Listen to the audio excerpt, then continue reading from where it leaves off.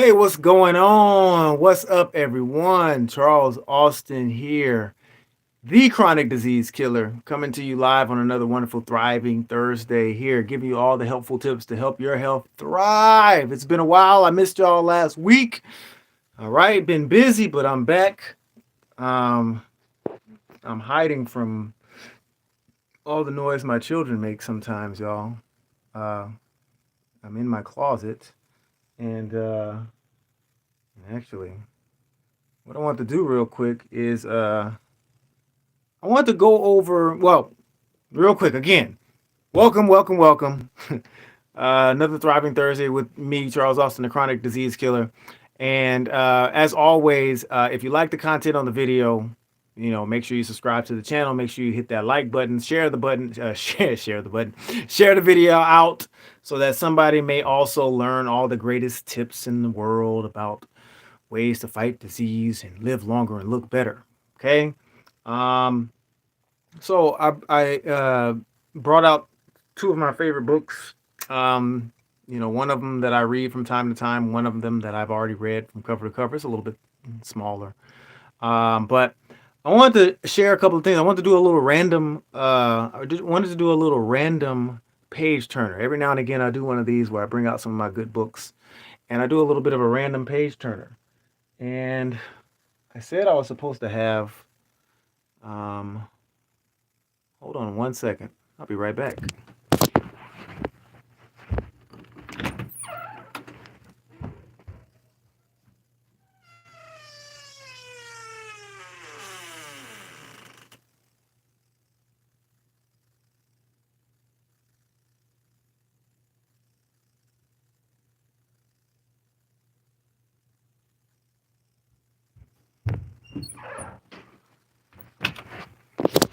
All right, gone for a minute. Now I'm back again. Okay, my hair is all messed up because I was running.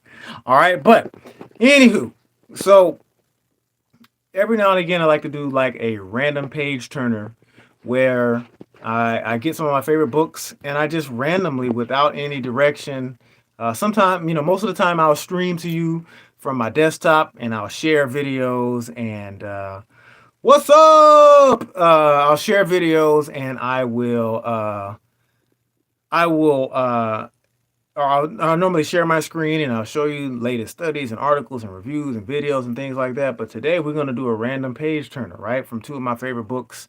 Let's see here. One of them, all right. Oops, let's see. One of them, all right. We're going to go with adaptogens, right? Ritual wellness, okay? Now, this is about herbs for longevity and everyday wellness, okay? And the other one I've read from a couple of times, all right? This one is the Doctor's Book of Food Remedies. Okay. So we'll get to that in just a second here. Okay. But again, I'll be coming to you live every Thursday here, right around 7 p.m. Central Time. Okay. If I miss a day, if I miss a week, if I miss a stream, hey, it's because I am human and I have a life and things come up sometime. All right. But I looked at the clock today and I said, I need to make sure I get there. I was planning on doing a desktop stream today. But man, my computer was acting weird. It's time for an update. So I said, let me grab my phone instead. We'll go ahead and get a random page turner so I can give you a couple of good tips randomly without any preparation, right? And so that's the cool thing about wellness and nutrition, right? It never changes. All right. The science has been the same science since the beginning of time, since the beginning of man, and it's never going to change. It doesn't matter. It doesn't matter how many different fad diets come along. It doesn't matter how many times somebody says this is the new scheme, this is the new plan, this is the new routine. It doesn't matter. The science is never ever going to change, and it is what it is. So, without further ado, we're going to start with let's start with the Doctor's Book of Food Remedies. All right. Okay. So again, the Doctor's Book of Food Remedies. All right, as it says here, hundreds of tips to boost immunity, fight fatigue, ease arthritis, protect your health, et cetera, et cetera, et cetera. We're talking about the power of food to treat and prevent health problems from aging and diabetes to ulcers, et cetera, et cetera, et cetera. Okay. So again, if you notice the book cover, what do we have on the book cover? We have artichokes right here. We got blueberries right here, right? We got strawberries over here. On the side, looks like we have some pears right there. And then on the back, looks like we have an avocado. Nowhere on here do we have a slab of steak or a hamburger or a cheeseburger or anything like that. All right. So let's see. Where can we get to? Blah, blah, blah, blah. All right. What do we have here? Olive oil. Let's do it. All right. Olive oil. Okay. So olive oil is, as it says here, an elixir for your heart. Okay. If you don't know, the number one killer of all humans on planet Earth is heart disease. Okay. Nothing kills humans more than heart disease. Okay. Not cancer. Okay. Not accidents, not gunshots, right? Not diabetes. Okay. Nothing kills humans more than heart disease. Okay. So, so we're talking about olive oil, okay?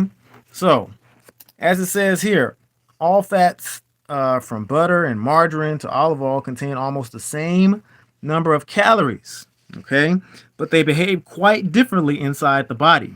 Saturated fats, for example, okay, which are found mainly in meats and dairy. All right, what's up, Carlos? What's up, DJ? Dairy foods are incredibly destructive because they make it difficult for the body to rid itself of the harmful low density lipoproteins, right? Now, real quick, if you've never heard of what low density lipoproteins are, we call them LDL. Sometimes people will call them the bad cholesterols, etc. And long story short on these, when they get inside your blood vessels and your arteries, I wish I had a little tube here. Ooh, is this an empty? No, I thought I had a. Oh no, that won't work. But once they get into your blood vessels, I'm looking for a tube or something to show you. But once they get into your blood vessels, they literally start slowing and clogging up the flow of blood. And of course, blood carries hormones, it carries nutrients, it carries oxygen, it carries all kind of things. So you need healthy flow to get to all parts of your body. Okay, so we don't want to have LDLs. Okay. So again, we're talking about the fact that these LDLs and make it difficult to get rid of this. Make it difficult to get rid of this LDL, the kind that blocks arteries and raises the risk for heart disease. And we just talked about the fact that that's the number one killer of humans on planet Earth. All right. So olive oil, however, is a monounsaturated fat with no more than 2 grams, okay, of saturated fat per tablespoon, if that. Okay, olive oil is recommended by the American Heart Association for your food preparation. So replacing saturated fats in the diet with olive oil, okay, lowers levels of LDL cholesterol while having the beneficial high density lipoprotein cholesterol alone. So the difference between the high density lipoprotein and the low density lipoprotein is the LDL, clogs your arteries and slows blood flow. The high density HDL, it removes all the bad junk that's in your bloodstream and it helps increase your blood flow. All right. So one of the least talked about subjects, especially among men, is erectile dysfunction, right? And people always want to talk about, you see all the commercials about the what is it? Viagra's the one that's so popular, but you got stuff like Cialis and all these other things. These are just the brand names or whatever of the pill, right? So the best thing you can do, if you're a guy out there and you don't have to raise your hand or anything, but if you're a guy out there that's ever suffered from erectile dysfunction, one of the best things you can do is start adding what? More olive oil to your diet, okay? Because what it's going to do, it's going to reduce LDL, it's going to increase LDL, okay? So these things are going to increase blood flow. So the blood flow is what is the main problem with that ED situation. So if you increase the blood flow to certain areas of the body, hint, hint, hint, hint, you're going to have a better chance at avoiding any of those kind of problems. All right. So that's olive oil. Let's do another one. All right. And then we're going to go to the other book. Let's see. And again, I haven't read through this whole thing. I just like to randomly. Let's see what we got here. What's something that sounds interesting, y'all? All right. Brussels sprouts. Nah. I don't know. Let's go a little bit in the back. Let's see. What do we got here? Let's see. Oh, we already did olive oil. It came up on that one again. All right. Let's see. I don't like anything talking about a diet, y'all. Meat. Who knows? We're gonna talk about in there. What is this? Lupus. All right. Low carb diet. Come on, give me something. Give me something. What is that? Is that insomnia? Let's do insomnia. Let's see if they're talking about insomnia. All right. All right. Now, if you don't know insomnia, what does it? Let's see if it breaks down what insomnia is. Right. Does it break down what insomnia is? Um. Okay. Anyway, if you don't know, insomnia is obviously a situation. Why is this thing tripping? Insomnia is a situation where you have issues falling asleep and staying asleep, right? That's an issue for a lot of people. They deal with insomnia. Okay, so if you're somebody out there that's like, yo, I'm dealing with insomnia, have issues with that, let's talk about some restful foods associated with insomnia, right? So let's see, where do we get natural sleep aids? Okay, here we go. So, a natural sleep aid. Until recently, scientists thought that melatonin was only produced in the body. Okay. As it turns out, however, the sleepy time hormone is also found in a variety of real foods. Okay. Such as oats, corn, rice, ginger, bananas, and barley. All right. And this comes from, let's see, the University of Texas Health Science Center in San Antonio. If anybody doesn't know, your boy is a San Antonio native. I had no idea that story was going to come there. So, hey, shout out to San Antonio. Anybody from out there from San Antonio, shout out to San Antonio for producing this great little bit of information. Okay.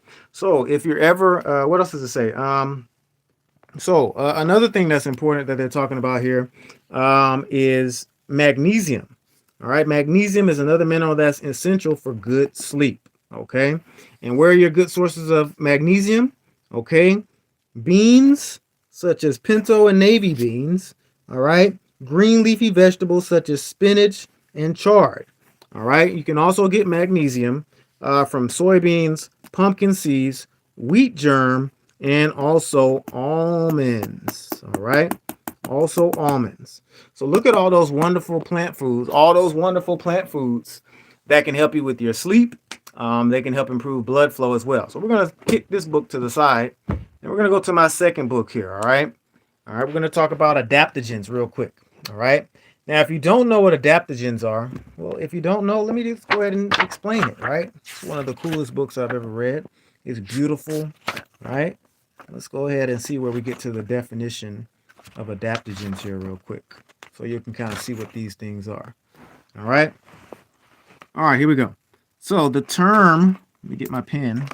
All right, so the term adaptogen was officially coined way back in 57 to refer to substances that increase a state of non-specific resistance against multiple stressors. Okay, let's see where we can get a little bit more basic here.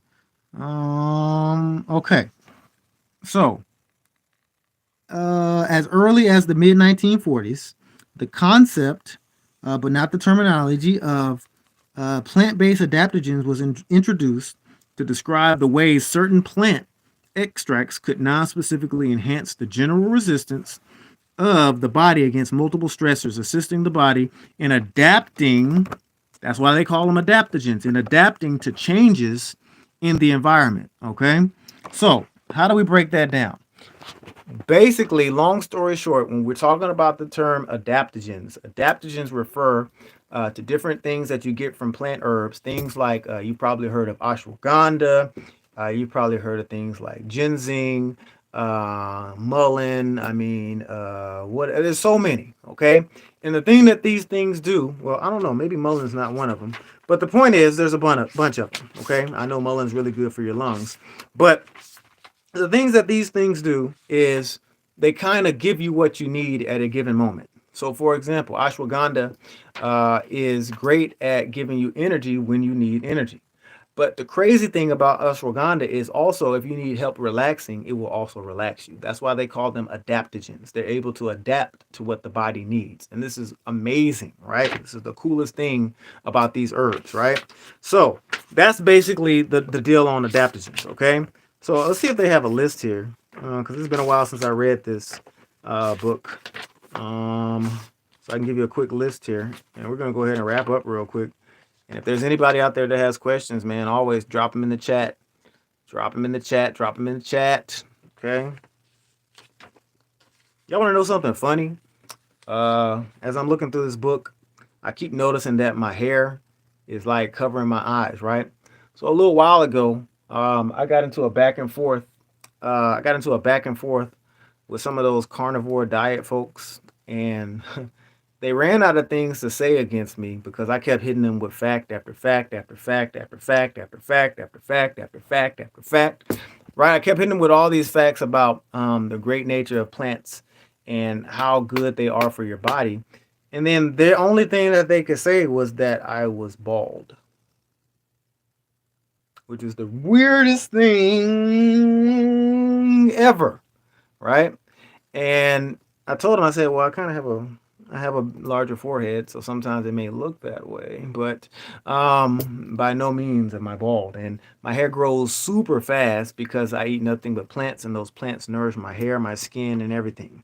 I actually got a compliment today, not to be bragging about myself, but actually got a compliment today from a much younger person than me, just asking me about what is my skincare regimen and what is my hair regimen and what is my overall body regimen, right? What do I do? And I said, eat plants. And then I didn't say anything else, right? Now I go to the gym too, but the biggest thing for your skin and your hair and your nails and all that stuff is your nutrition and what you put in your body, right? I can't really find a list here. But what I want to do is we're going to do a random page turner on this one as well. Okay. So let's do a random page turner. Let's see what we can find. So we're on chapter 2. We're talking about herbs for longevity. Okay. So obviously longevity deals with you living nice and long and you know, living a nice healthy. Let's do that one. Woo! All right. It's kind of random, but when I see something I like, I'm going to go ahead and stop there. Okay. Now we're talking about ginseng. All right. Now, if you didn't know, in this book, let me go ahead and prop it down a little bit. There we go. So, if you didn't know, ginseng is both Asian and American. So it just depends on what part of the land you're getting them, right? So ginseng has many names. It's known as sang, it's known as sin, rinshin, etc. Right? And what it does is, so energies, Asian ginseng, American ginseng, etc. Now, where is it at? Properties. It's an adaptogen, meaning it can adapt to what you need. It is an antioxidant, meaning it fights free radicals and cancer. Okay. It can be a nervous system stimulant, meaning it can get you going, similar to coffee. Okay. It soothes your mucous membranes. It is a hypoglycemic, meaning it lowers your blood sugar. Okay. And it is an immune amphoretic. Okay. Amphoteric. Is that how you say that? Amphoteric. All right. So we're talking about boosting your immunity. All right. So this thing keeps wigging out on me. So as it says here, ginseng, meaning man root, is a slow-growing root herb that has been used medicinally for more than 3,000 years by practitioners, traditional Chinese Chinese medicine. Traditional herbalists also consider it to be a general tonic, a substance that helps protect the body against disease. Okay, traditional medicine throughout Asia has greatly respected ginseng for thousands of years, and it has been employed ceremonially, used as a general tonic for recovery of the jing, which is like your vital energy, as well as alleviation of fatigue and much, much, much more. Okay, so again, the point is, ginseng does a lot of different things, right?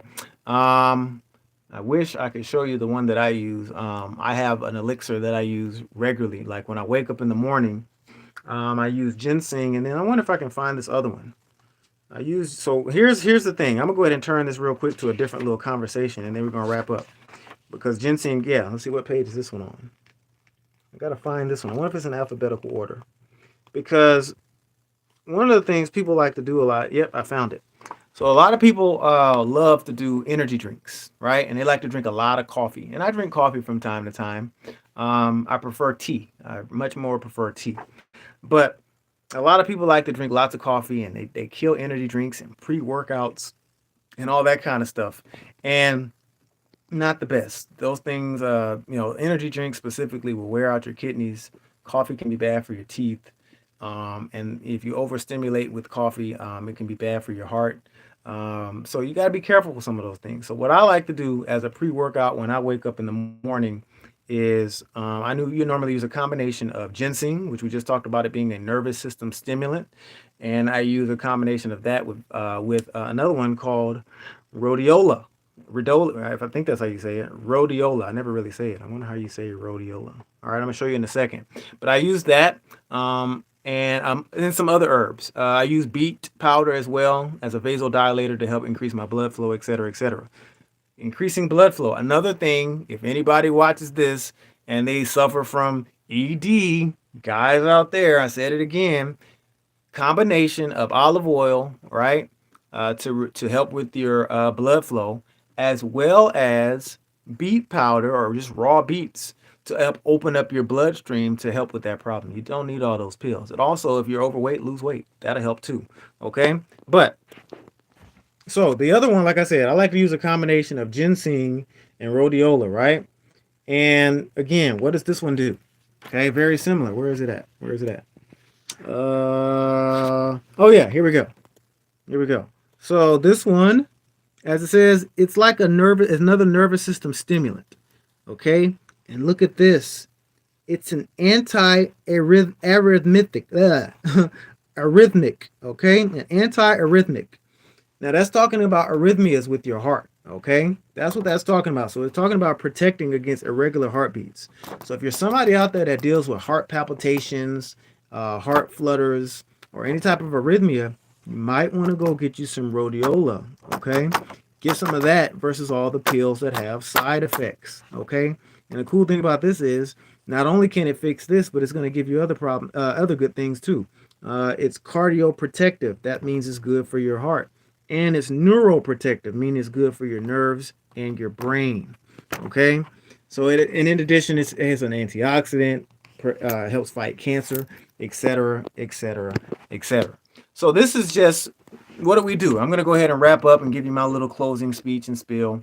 But what do we just do? We talked about olive oil as it's good for healthy blood flow, reducing bad cholesterol. We talked about insomnia. We talked about foods like corn and oats.